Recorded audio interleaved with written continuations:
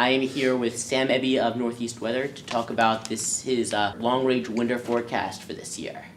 You are Heritage Weather aficionado. You're known as. You have thousands of followers on Facebook and other things. You've created a winter forecast for this year. As I do annually. And I do have things right here. Temperature and precipitation anomalies, yes. Can you tell me about them? Yes. This year, as compared to last, was a much easier forecast to put together. The signs were right smack in my face, and as far as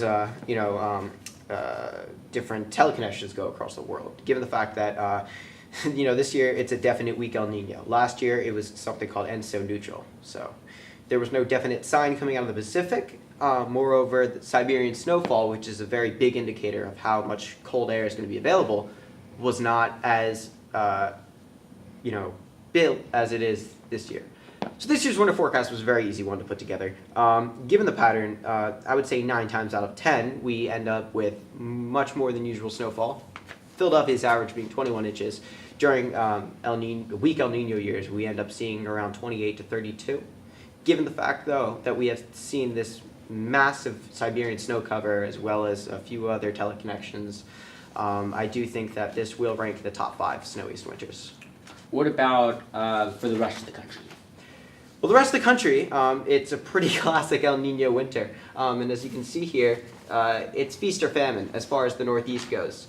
Areas to the west, it's probably going to be dry. That being said, because we're going to have this coastal storm pattern that's already starting to take place. I mean, just a couple of days ago, we had this massive coastal nor'easter.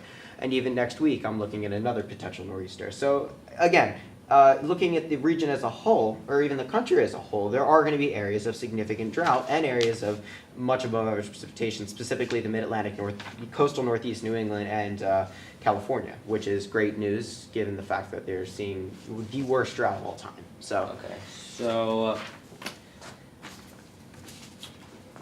the South, you're showing below average temperatures similar to last year. Is it going to be like last year for a lot of the places in the South? Well, no.